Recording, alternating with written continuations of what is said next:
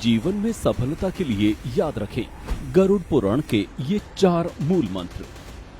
मित्रों, सामान्यतः लोग ये समझ लेते हैं कि गरुड़ पुराण बस जन्म और मृत्यु के बारे में ही बताता है। उसमें सिर्फ मृत्यु के बाद आत्मा को मिलने वाली यातनाओं, 84 लाख योनियों और स्वर्ग और नर्क की ही बात की गई है, परंतु ऐसा नहीं है। गरुड़ पुराण 18 महापुराणों में से एक है।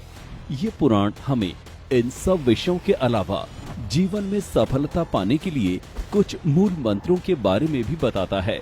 आइए जानते हैं इन मंत्रों के बारे में। सबसे पहला कार्य है भगवान विष्णु की पूजा।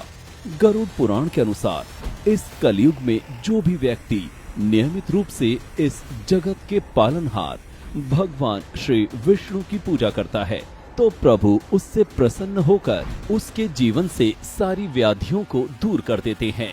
प्रभु का भजन और भक्ति करने वाले ऐसे सद्गुणी व्यक्तियों के जीवन से सारे कष्ट दूर हो जाते हैं और वो व्यक्ति अपने जीवन में सफलता की नई ऊंचाइयों को छूने लगता है।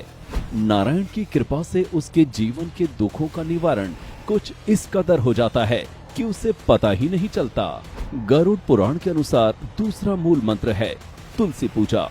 कहा जाता है कि नारायण यानी कि भगवान विष्णु को तुलसी सबसे अधिक प्रिय है। यदि कोई भी व्यक्ति प्रतिदिन तुलसी के पौधे की पूजा करता है, उस पर जल चढ़ाता है तथा उसके पश्चात भगवान नारायण की पूजा कर उन्हें भोग रूप में तुलसी दल अर्थात तुलसी का पत्ता अर्पित करता है, तो इससे उस व्यक्ति के जीवन की तमाम परेशानियां एवं मुश्किलें हल हो जाती हैं। ऐसा करने से तुलसी ही की तरह ये व्यक्ति भी भगवान को अत्यधिक प्रिय हो जाता है और भगवान उसके सारे कष्टों और दुखों को दूर कर देते हैं। वो व्यक्ति अपने जीवन में सफलता के पथ पर अग्रसर हो जाता है।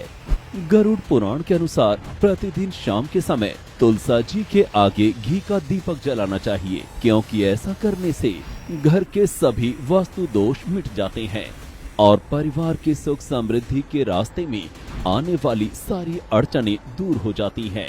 इसके साथ गृह क्लेश जैसी अन्य समस्याओं से भी मुक्ति मिल जाती है। इस क्रम में तीसरा मूल मंत्र है एकादशी व्रत।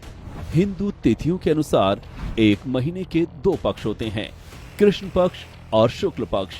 कृष्ण पक्ष वो पक्ष होता है जिसमें अमावस्या पड़ती है तथा शुक्ल पक्ष वो पक्ष होता है जिसमें पूर्णिमा पड़ती है।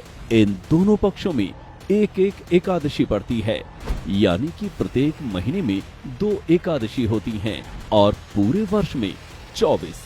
ये सारे एकादशी व्रत प्रभु श्री नारायण को समर्पित माने गए हैं। इन व्रतों का नियमित रूप से पालन करने वाले व्यक्ति को इस जन्म के ही नहीं बल्कि पिछले जन्म के भी पाप कर्मों से मुक्ति मिल जाती है।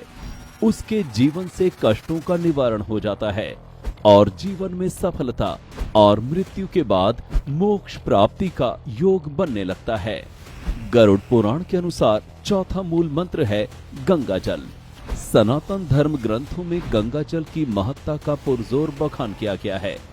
गंगा के जल को सबसे पवित्र और अमृत के समान माना गया है। जो भी व्यक्ति अपने घर में गंगा जल रखता है, उसके घर से नकारात्मक शक्तियां और परेशानियां दूर रहती हैं और घर का माहौल सौम्य रहता है। गरुड़ पुराण के अनुसार स्नान में समय समय पर गंगा जल का उपयोग करना चाहिए और इसके अलावा इस पवित्र जल का उपयोग पूजा करते समय भी करना चाहिए। ऐसा करने से आपकी सारी समस्याओं का समाधान होगा और आप अपने जीवन में उन वस्तुओं को प्राप्त कर पाएंगे जिनकी आप अपेक्षा रखते हैं। इसके अलावा गरुड़ पुराण 7 ऐसी बातों के बारे में भी बताता है जिनका अनुसरण करके व्यक्ति जीवन में सफलता हासिल कर सकता है। पहला, हर व्यक्ति को अपनी स्वच्छता का विशेष ख्याल रखना चाहिए। उसे नियमित रूप से स्नान करना चाहिए और एकदम स्वच्छ वस्त्र धारण करने चाहिए, क्योंकि गंदगी के कारण माँ लक्ष्मी रुष्ट हो जाती हैं और वे जिस घर से या जगह से रुष्ट होकर चली जाती हैं, वहाँ दरिद्रता छा जाती है।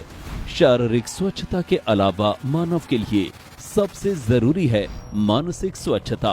जिस प्रकार बाह्य स्वच्छता इंसान को निरोगी और आलस्य रहित बनाती है, उसी प्रकार मानसिक स्वच्छता व्यक्ति के मन को एकाग्रचित और शांत बनाती है।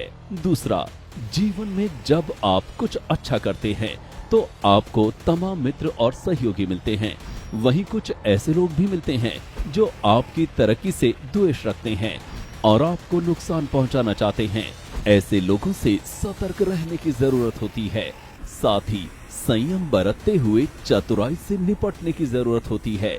इसलिए जीवन में संयम और सतर्कता दोनों का मेल बहुत जरूरी है। तीसरा, निरंतर अभ्यास। ये एक ऐसा मूल मंत्र है जिसके माध्यम से आप जीवन की हर कठिनाई, हर परिस्थिति का सामना कर सकते हैं। अभ्यास ही एकमात्र ऐसा शस्त्र है जो आपको किसी भी चीज में निपुणता और उत्कृष्टता प्रदान करता है। चौथा है संतुलित आहार। हालांकि भोजन हमारे शरीर की जरूरत है, परंतु इसका मतलब ये नहीं है कि हमेशा बस भोजन ही करने में व्यस्त हैं। आयुर्वेद के हिसाब से भोजन अमृत भी है, परंतु एक सीमा और इस सीमा के बाद वही भोजन जहर भी है। इसीलिए हमेशा सात्विक और संतुलित आहार ही लें। पांचवा है समय समय पर उपवास। ऐसा करने से आपकी पाचन शक्ति भी बेहतर रहती है और आपका शरीर भी रोग मुक्त और स्फूर्तिवान हो जाता है। छठवां है आलस्य पर नियंत्रण। लोग अपने जीवन में ज्यादातर काम आलस्य की वजह से नहीं कर पाते हैं, इसलिए आलस्य को त्यागिए।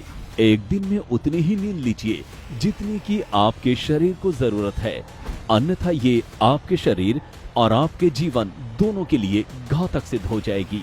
सातवां एवं अंतिम है धर्म, कर्म, पूजा पाठ इत्यादि में ध्यान देना, भगवान की भक्ति में लीन रहना और धर्म से जुड़ी प्रत्येक वस्तु का सम्मान करना।